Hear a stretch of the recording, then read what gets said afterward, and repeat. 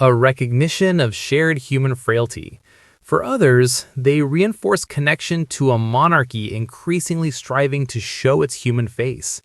For royal fans, these moments often feel intensely personal, as if witnessing a beloved figure's genuine self behind the royal facade. This creates a paradoxical intimacy, millions feeling connected to a man they've never met through shared witness to his vulnerability. The enduring shadow of Diana. Any discussion of Prince William's painful public moments must acknowledge the foundational loss that shaped him, the death of his mother, Diana, Princess of Wales. William was only 15 when his mother died, and the world watched him walk behind her coffin, his youthful face a mask of stoic agony. That image became an indelible part of his public identity, the grieving prince forced to mourn before cameras. The legacy of that day manifests in subtle but significant ways. Observers know how William seems to brace himself when public events naturally invoke his mother's memory. During the 2017 documentary marking the 20th anniversary of Diana's death, his admission that the grief still feels raw resonated with anyone who has lost a loved one. His voice tightens when discussing what his children miss by not knowing their grandmother. This isn't performative grief, it's the long shadow of loss that never fully lifts, compounded by the eternal public fascination with his mother. William has transformed his pain into purpose, championing causes Diana loved, HIV/AIDS awareness, homelessness, mental health, but the emotional cost is sometimes visible. When he unveils a statue in her memory, his expression blends pride, sorrow, and the weight of legacy. These moments are particularly heartbreaking for fans who remember the young boy he was and see the man still carrying that boy's loss. His protective approach to his own family's privacy is clearly informed by wanting to shield them from what his mother endured, adding another layer of pressure to his royal role. Prince William occupies a unique and psychologically complex position, heir to an ancient institution during a period of unprecedented scrutiny and change. His painful moments sometimes reflect this peculiar tension, the burden of preparing for a job currently held by a beloved, long-reigning parent while navigating his own identity and family life. Unlike his grandmother, who ascended the throne as a young woman, or his father, who became king in his 70s, William faces a potentially decades-long apprenticeship. This waiting period brings its own strains. He must support the monarchy without overshadowing the sovereign, develop his own charitable projects without conflicting with established royal work, and prepare for kingship while raising a family who will inherit this life. The pressure to be simultaneously dutiful son, innovative leader, devoted husband, and present father is immense. Moments that reveal this strain often occur during transitions or increased responsibilities. When the Queen's health declines or King Charles undertakes significant duties, William's role expands, bringing increased visibility and pressure. The emotional toll sometimes surfaces, a weary expression during a long tour, a rare display of frustration with intrusive media, or a particularly heartfelt speech about balancing public service with family life. For supporters, these glimpses into the cost of royalty are both heartbreaking and humanizing. They reveal a man trying to honor tradition while modernizing an institution, to be a leader while remaining himself. The pain of the Sussex divide. One of the most publicly painful chapters for Prince William has undoubtedly been the strained relationship with his brother, Prince Harry. What was once a famously close bond, forged in shared childhood trauma and mutual support, has become a source of public speculation and private anguish. The visible distance between the brothers at events like Prince Philip's funeral and the Queen's Platinum Jubilee spoke volumes, their body language telling a story of fracture that no palace statement could mend. For William, this rift represents multiple layers of pain. There is the personal loss of a sibling relationship that was once his primary source of understanding and solidarity within the unique pressures of royal life. There is the professional complication of a divided firm, with competing narratives playing out in global media. And there is the symbolic weight of the monarchy's future being shaped by very public discord within its own family, a family William is destined to lead. Moments that hint at this pain are often subtle but powerful. A fleeting expression when Harry's name is mentioned in interviews, the careful, deliberate language used to address the situation, the visible effort to maintain focus on duty during events where his brother's absence is palpable. For royal fans who remember the two as inseparable, grieving together, serving together, supporting each other's families, this estrangement is particularly poignant. It underscores a tragic truth that the crown can isolate those who wear it and those near it, sometimes from each other. Prince William's role as a father adds another profound dimension to his public emotional life. His obvious devotion to his three children, George, Charlotte, and Louis, is one of his most relatable qualities. Yet fatherhood in the royal spotlight carries unique pressures. He must protect his children's privacy while inevitably exposing them to public life, guide them through extraordinary privilege while instilling normalcy, and prepare them for destinies they didn't choose, all while processing how his own childhood was shaped by similar pressures.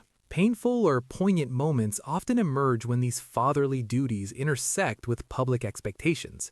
He has spoken movingly about wanting to break cycles of emotional restraint, encouraging his children to express feelings more openly than perhaps he felt able to. His voice softens when discussing bedtime conversations or school runs, ordinary moments made extraordinary by their contrast with his official role. During the COVID-19 pandemic, his visible concern for families struggling with isolation and homeschooling carried the authenticity of a parent himself balancing duty and domestic life. As the future of the monarchy, Prince William stands at a crossroads between centuries of tradition and the demand for a relevant, modern institution. This balancing act is a source of both purpose and pressure, and moments of strain around this duality can be particularly revealing. William has been vocal about wanting a more streamlined, focused monarchy, one that justifies its place through service rather than mere spectacle. He has championed causes like mental health, environmental conservation, and homelessness with a visibly hands-on approach. Yet this modernizing impulse must coexist with unwavering respect for the institution's history and his grandmother's and father's legacy. The tension between what has always been and what could be is a constant undercurrent.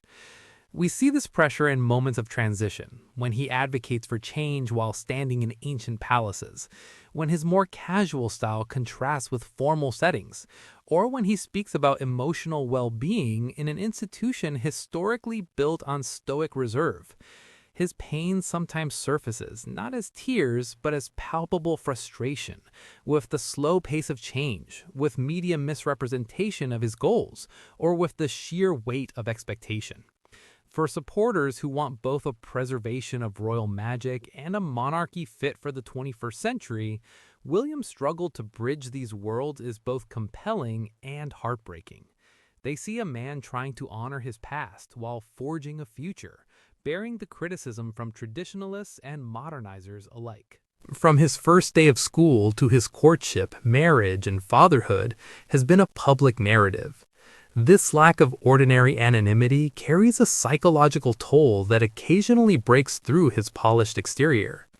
The painful moments related to media scrutiny are often those where his frustration or weariness becomes visible.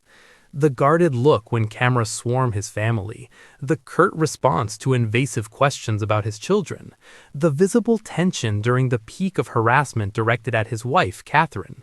These are flashes of a man protecting his personal boundaries in a life that affords few. Unlike celebrities who can retreat between projects, William's visibility is permanent and tied to his identity and duty. This aspect resonates deeply with royal fans, who feel both complicit in and protective of his privacy. They celebrate access to his life through images and stories, yet feel genuine pain when that access becomes intrusive or cruel.